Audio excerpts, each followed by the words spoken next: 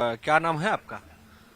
कौन से वाला नाम? बहुत संन्यास सारे के नाम बाद है। वाला नाम? नरेंद्र मोदी के संदर्भ में आपको क्या दिखाई देता है? You have talked a lot about karma in your interviews that I've seen.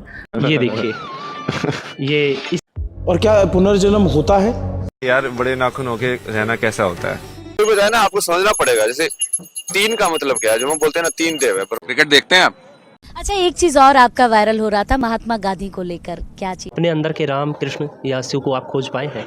सनातन परंपरा में हिंदुइज्म को आप मानते हैं? साइंस ये सब बातें नहीं मानता कि पुनर्जन्म की कहानी क्या है, वर्तमान में क्या है। जो खासतौर से एक रिलीजन हमेशा कॉम्पिटिटिव देखा गया है अपने हिंदू।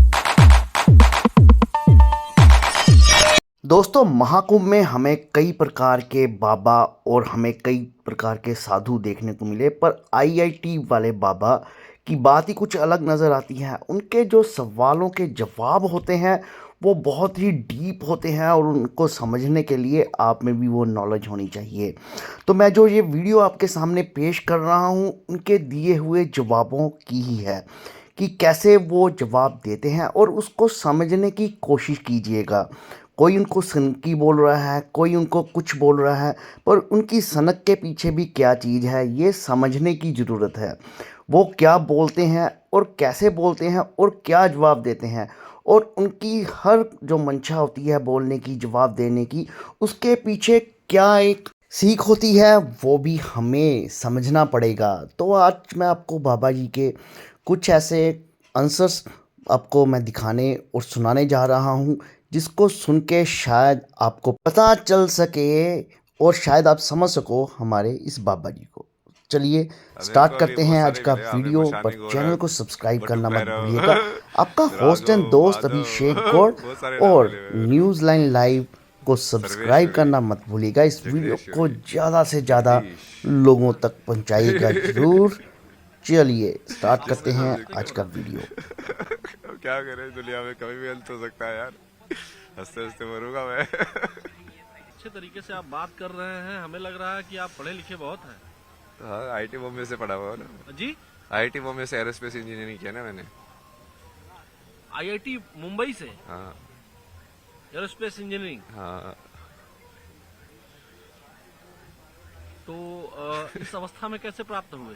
ये अवस्था तो सबसे बेस्ट अवस्था है। आपके बारे में कहा जा रहा है कि जूना अखाड़ा ने आपको निकाल दिया। निकाला क्या आपको? अरे यार, एक तो उनको लोगों को ये नहीं समझ में आता कि मैं यहाँ पे किस कैपेसिटी में हूँ। मतलब मैं यहाँ पे एज ए हर्षा की तरह हूँ कि भाई मैं ढूंढ रहा हूँ उस चीज को ना, कि मैं मुझे गुरु बनाना है। जैसे उसने भी दीक्षा नहीं ली है, बट वो उस चीज के उसके हैं। बट मैं वैसे नहीं ना, मैं तो ऑलरेडी, मेरे को तो है ना जानकारी। मैं तो बस अलग अलग जगह पे इसलिए जा रहा हूँ कि हाँ, मुझे अलग अलग उसका देखना है, टेस्ट देखना है कि अलग अलग और तरीके कितने हैं, और तरीके कैसे एक्सप्लोर करते हैं। तो बहुत सारे लोगों, तो जैसे अखाड़े में जाता हूँ तो इसमें आप क्या कह रहे हैं कि जब मैं था ही नहीं अखाड़े में तो निकाला कैसे जाऊंगा, आप ये कह रहे हैं क्या? हाँ, मतलब वैसे एज ए गेस्ट था, वैसे उसे निकालता, बट वो वैसा कुछ नहीं था कि हाँ मैं कुछ दीक्षा लेने गया था और उन्होंने फिर बाद में वैसे निकाल दिया अखाड़े से, जैसे उसमें निकालते ना उस फॉर्म में। वैसा कुछ नहीं था ना। सनातन परंपरा में हिंदुइज्म को आप मानते हैं? सनातन तो बहुत बड़ा है ना, बाकी सब भी सनातन के हिस्से है ना। ये सिख जो है, बुद्धिज्म जो है, जैनिज्म जो है, इवन टाओइज्म जो इजिप्ट का है, उसको उस पूरे को आप सनातन बोलोगे ना। मतलब सनातन को एक जगह से रिस्ट्रिक्ट करने के बजाय उसकी कोर डेफिनेशन में जाओ ना।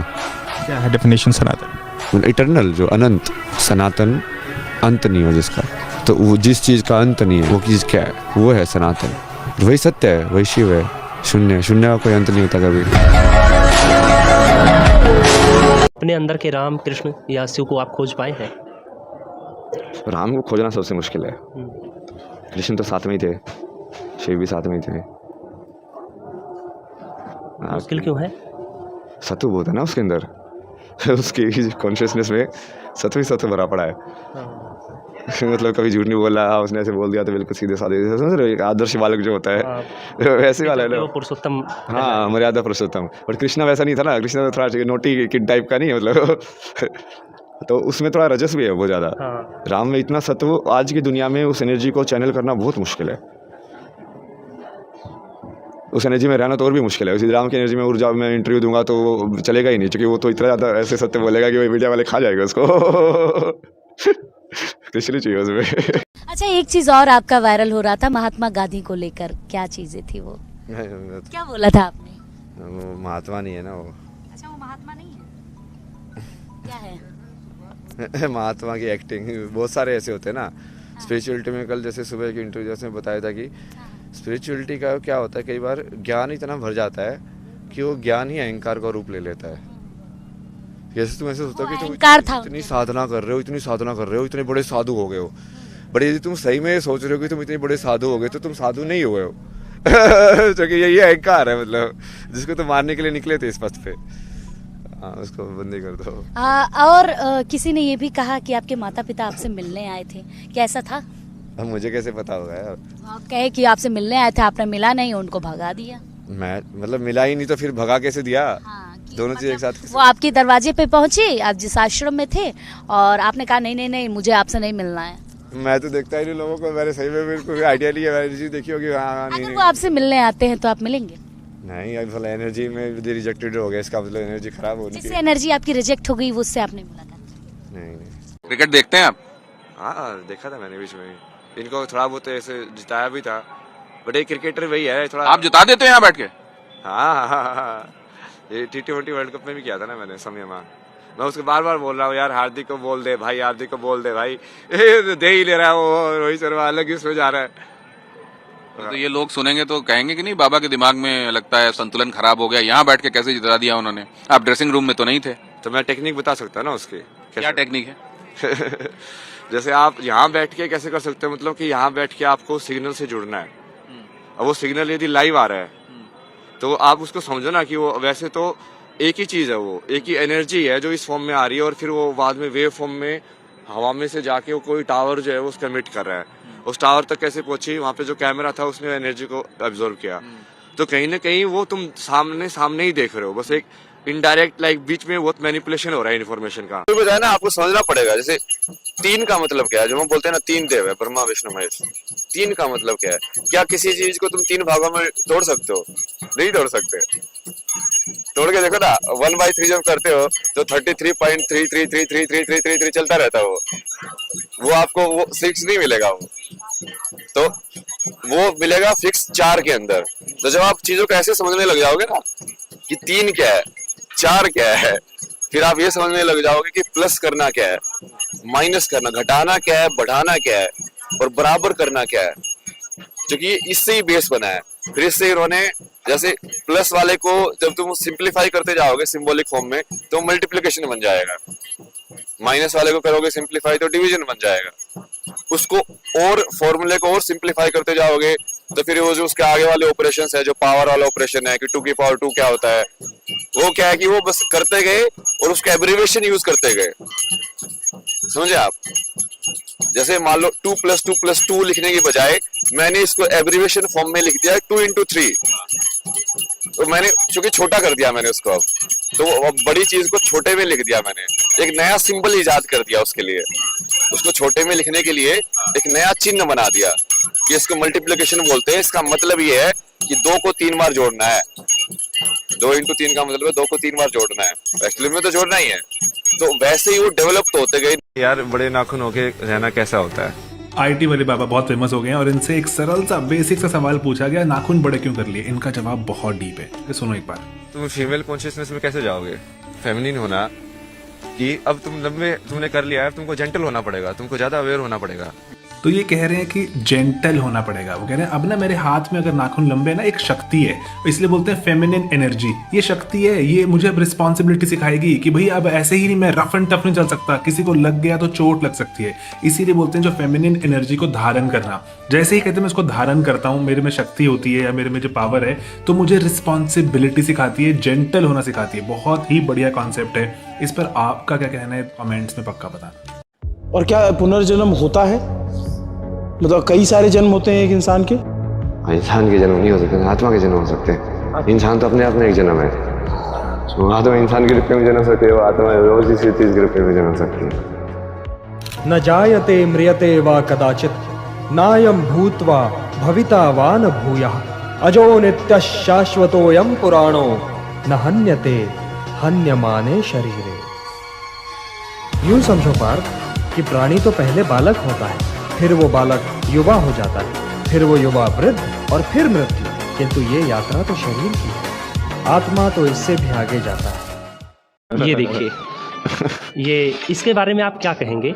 और ये तस्वीरें आपको याद हैं? सब याद है ना मेरे को, मतलब याद क्यों नहीं होगी। ये कौन है? ये आपका कोई सबसे अच्छा दोस्त है? राजस्थान का ना, ये प्रमोद करके अच्छा, जूनियर था वो। और ये तस्वीर कहाँ की है? ये धर्मकोट के ऊपर, हाँ, जनवरी के महीने में जब बॉम्बे गए थे। तो इन सब ने कभी आपसे कांटेक्ट किया? अभी जब आप वायरल हुए उसके बाद से? वायरल होने के बाद तो कांटेक्ट किया ना, बट वायरल होने से पहले तो किसी ने नहीं सुना। You have talked a lot about karma in your interviews that I've seen. क्या है कर्म? कहते हैं कि जैसा करोगे वैसा मिलेगा, बट एक्चुअली में क्या है कर्म? बता दे। इसी का तो आंसर सब ढूंढ रहे हैं, यही तो मिल नहीं रहा है किसी को। बिकॉज आपने पहले अलग लाइफ देखी है और अब आप अलग लाइफ देख रहे हो, तो पहले आपके लिए क्या मतलब था कर्म का और अब आपका क्या मतलब है? I am sure definition must have changed. कर्म की डेफिनेशन बताता हूँ मैं आपको। बताइए। इस लाइफ में एक्चुअली में हो क्या रहा है, जैसे आपका जो शरीर है ये चेंज हो रहा है ना पूरे टाइम जी ये, इसमें और चेंज होगा, कांस्टेंट चेंज होगा जी। तो वो चेंज ही लाइफ है रियलिटी में, तो ओके है ना जी। वो चेंज जब हर एक like individual change subjective consciousness से फेल्ट होता है, तो वो कैसे फेल्ट होता है कि मैं कर रहा हूँ टाइप से, मैं जो हमारे अंदर कि जो मैं मेरा पैर ये हो रहा है जी, है ना कि मेरे पैर के साथ ऐसा हो रहा है, या मेरा पैर ऐसे शेयर हो गया जी, या मेरा फेस ऐसा हो गया जी। तो उस मैं को कैसे निकाले? तो वो मैं के साथ जब वो एक्टिविटी क्रिया होती है तब वो कर्म बन जाती है। नरेंद्र मोदी के संदर्भ में आपको क्या दिखाई देता है?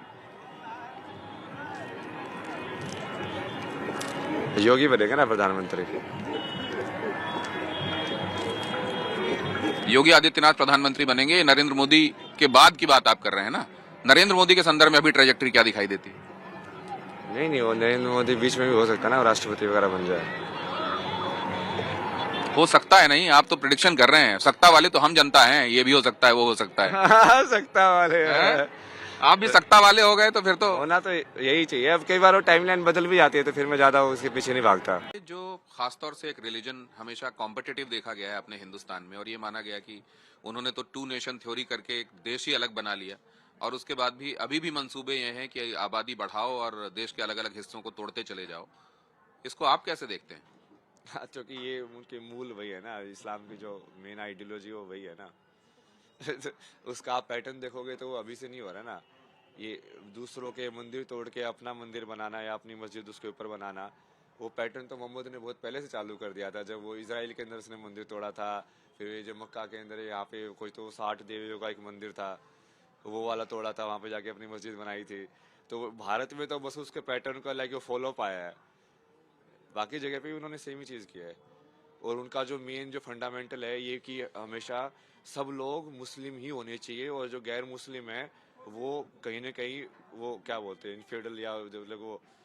साइंस ये सब बातें नहीं मानता कि पुनर्जन्म की कहानी क्या है, वर्तमान में क्या है पाप क्या है निष्पाप, कुछ नहीं, जीवन जिए जा रहा है। क्या राय है आपकी इसको? वो तो कुछ जानते ही नहीं ना, उनके पास कोई जवाब ही नहीं है। व्हाट इज लाइफ का जवाब देते नहीं है, मार्स पे जवाब लाइफ ढूंढने जा रहे हैं। मैं कहा तुम ढूंढने क्या जा रहे हो, बताओ तो पहले। मंगल ग्रह पे जीवन बसाने की बात करते हैं। हाँ तो वही बोला ना, जीवन बसाने की बात। मंगल ग्रह पे जीवन नहीं है वो कैसे प्रूव कर रहे हो तुम?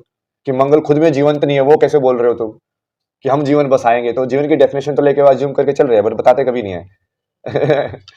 उनकी बहुत ही छोटी डेफिनेशन है, वो सिर्फ अपने आप को जिंदा मानते हैं, वो आई डेफिनेशन में हमेशा रहते हैं। ट्विटर पे जाना ना, बहुत सारा डाला हुआ है मैंने वेस्टर्न वर्ल्ड के बारे में, रोबोट सिविलाइजेशन, एनिमल सिविलाइजेशन और ज़ॉम्बी सिविलाइजेशन। जैसे भारत वाले मैक्सिमम लोग तो ज़ॉम्बी सिविलाइजेशन में जी रहे थे, अभी थोड़े बहुत लोग जागे हैं कि उनको जो पढ़ा दिया जाता था, इसको गाली देनी है, इस हिंदू धर्म वालों को गाली देनी है, इस ज्ञान को बोलना है दिन जहाँ से ये सब कुछ नहीं होता, तो बाकी लोग भी वैसे ही गाली देने लग जाते थे। किसी को जानना नहीं होता था कि नहीं सही में सही बोल रहा है कि नहीं बोल रहा है। तो वो ज़ॉम्बीज में रह रहे थे। चाइना वाले भी ज़ॉम्बीज में रह रहे हैं। उनके कितना खतरनाक स्पिरिचुअल इतिहास है, क्या है, वो सबको छोड़ के कम्युनिस्ट बन के पता नहीं क्या करना चाह रहे हैं, मतलब वो सब लोग। इतिहास तो होगा कुछ। नहीं, जो नोबडी है that person can be anybody.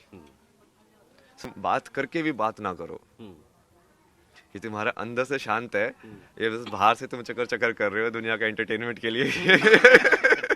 मैं ये अरे ये तो वेरीफाई हो जाता है यार आज के टाइम पे। आईआईटी की वेबसाइट पे लेवल चेक करोगे तो वहाँ पे तो आपके जो फोटोग्राफ वायरल हो उसमें तो कॉन्वोकेशन के फोटोग्राफ भी जा रहे हैं। अब तुम क्या बोलोगे आईआईटी से कॉन्वोकेशन में बैठा हो यार, मैं डिग्री लेके आता हूँ। जो सन की कह रहे हो वो तो ठीक है, सनक तो बढ़िया ही है। मतलब एक चीज के पीछे तुम बिल्कुल फोकस्ड हो ना, मतलब उस चीज से फर्क नहीं पड़ता मेरे को। मेरे को जब मैं यात्रा में गया था तो महादेव ने ऐसी 2 ही चीज बोली थी, यही तो बस एक जगह पे एक ही रात रुकना है और सिर्फ आगे बढ़ना है। मतलब चाहे कितना भी चल पाए तू, 1 किलोमीटर या 2 किलोमीटर भी चलेगा, और कोई तेरे पे कंडीशन नहीं है। तो उस टाइम पे भी मैं ऐसे ही था, जैसे चलता रहता था। 2-3 महीने हो गए, काफ़ी बड़ी हो गई, फिर शेव कर लेता था। तो अभी वो शेव करने का वो वक्त आ गया चेंज होने का। तो कल भी मैंने वही बोला कि मुझे पता है कि लाइक सबके अंदर भगवान है, और मैं बोल रहा हूँ उस चीज ट्रुथ को, अहम ब्रह्मास्मि। जब शंकराचार्य ने तो बोला था ना, तो आपने नहीं पूछा होगा कि हाँ ये खुद को भगवान बता रहा है, ब्रह्मास्मि बता रहा है कि मैं शिवोहम। कोई जब शिवोहम बोलता है तो उसका क्या मतलब है कि मैं ही शिव हूं ना। तो उस हिसाब से देखा जाए तो वो चेतना का जो स्तर होता है उसके हिसाब से उसको भगवान टाइटल दिया जाता है, जहाँ पे बिल्कुल शून्य चेतना में चले जाओ, तो प्योर कॉन्शियसनेस, उसको महादेव बोला गया है। फिर विष्णु किसको बोला गया है कि जब वो चेतना शून्य से उतर के नीचे एक ज्ञान की फॉर्म में आ जाती है।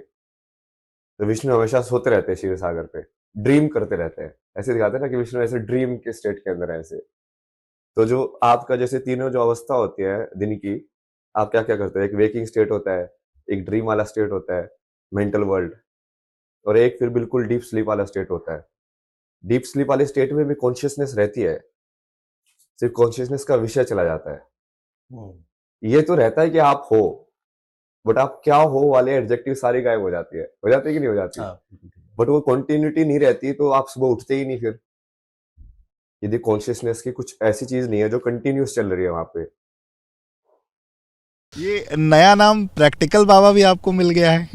ये सही नाम है ना, प्रैक्टिकल बाबा, अभय सर, ये सब सही है। ये सही है, वो गुण के हिसाब से है ना। अब आईआईटी तो ब्रांड के हिसाब से है, गुण के हिसाब से नाम नहीं है ना। प्रैक्टिकल बाबा मतलब वो गुण है बेसिकली। तो उसको तो तू जज कर सकते हो ना कि ये है कि नहीं है भाई।